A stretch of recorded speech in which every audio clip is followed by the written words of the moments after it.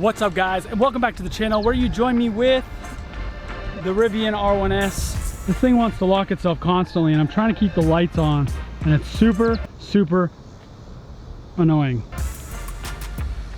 Literally every 20 to 30 seconds it locks. It is in Canyon Red. If you haven't noticed by now, there's a giant city behind, and I will explain that later on in this video. I will also explain what happened to me and what happened to the Audi and what happened to everything that goes locking itself again every single time. But I am living in a new place. I am now living in Nashville, Tennessee.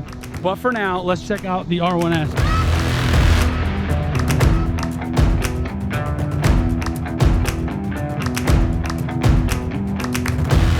This thing's pretty cool. I like the lights. They are probably my favorite part. I actually haven't looked in here yet, so let's look in here. There you go. That's pretty cool. Oh, it smells like it's on fire in here. Probably just because it's hot. Well, that's kind of cool. That's magnetic.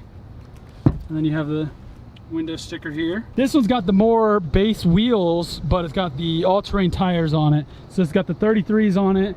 This is touch, which is cool. And then it folds itself out. This is out because I was charging it earlier. Kind of like a Range Rover where it's got the dual split tailgate. Maybe? There you go. There you go. Okay, so that goes up. This comes down. And you got the split tailgate. I'm shooting photos of this, trying to sell it for the owner, and checking out downtown Nashville. I got this as a backdrop, which is amazing. Another really cool feature of this, I don't know how well it's gonna go, because I know Teslas have a lot of issues with these. The handles. I think the handles are super cool. They feel pretty solid. They're little, they move a little bit, but like if you actually push on them to like close the door or something, they're pretty solid, and then to pull on them to open them, they're pretty solid. And I'll have to show you the ambient lighting. I'm a sucker for ambient lighting, but there's ambient lighting around here, which is cool. And the screens are cool. Super windy in here, but this is a really cool spot that I wanted to shoot at. I've actually wanted to shoot here since I moved to Nashville. But kind of cool. Rivian logo there. The lights, you can see them even better during the night, but low beams, high beams are down there. This lights up green in the middle. The box in the middle lights up green whenever you're charging, which is cool. You guys may have seen this earlier already, but as you lock it, the lights go down like that, but then the fog lights turn on so that you get a good, and then as you unlock it, it does the opposite, which is cool. And then the Rivian logo comes back out again. I think the back does the exact same thing. If I lock it, does, yeah. So then you have the welcome home lights, and then as you unlock it, same thing with the lights showing up, which is really cool. And then as you could tell, locking and unlocking, you could hear that bird chirp, which is the Rivian like lock noise, which is kind of cool. You got this screen here, that screen there, and then you can see, the ambient lighting, which goes around there, and then right there. So that's pretty cool. Ambient lighting there, ambient lighting around this. Yeah, cool little spot I wanted to shoot at for a long time now. Now I've shot there.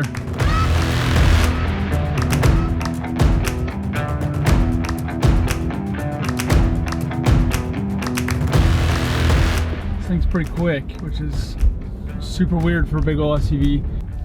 This thing makes 700 horsepower. My old Audi, yes.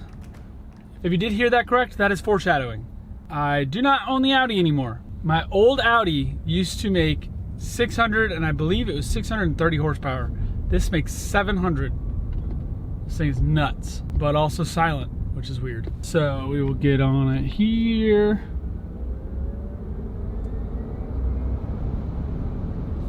So weird. So freaking weird. So it's been a pretty fun time with the Rivian so far. Really like the way this thing looks. I think it looks really unique and cool. I've got it in high mode right now, which is why it's kind of high off the ground, because every single time you get out of it, it wants to lower itself to the ground, which looks kind of goofy for a big SUV on 33s. It's a really cool car. I'm not sure honestly how I feel about it in total. For the price, I don't know if I've found an electric car that I like, so I guess this is good. For $85,000, there's a lot of other cars I'd rather have. Yes, they're not electric, but there's a lot of other cars I'd rather have. A couple cool things about this thing. I love the way it looks. Like I said, I love the wheels and tires. I think it looks really mean and aggressive. I wish it had the optioned wheels, the like black chrome or whatever. This is called Canyon Red. If you look right, oh, you gotta go like this, settings, about, there you go. canyon red, and then the interior is ocean coast over dark ash wood. It's got the large battery pack, quad motor, so it's got 700 horsepower, 20-inch wheels, all-terrain tires. It's pretty cool. I hate that everything goes through this screen. Absolutely hate it. So like for instance, this, I hate this. Teslas do this too. I think this is the dumbest thing ever. I hate that you have to do this. You're driving down the road, and then you want to change that. Usually you're on this screen. So you're driving down the road and you want to change that. You have to go this, and then look down. You have to look down, click that, and then do this while you're driving. And it's like, well, I don't want to do that. I want to just be driving, feel the little knob or whatever you want to call it, and move it.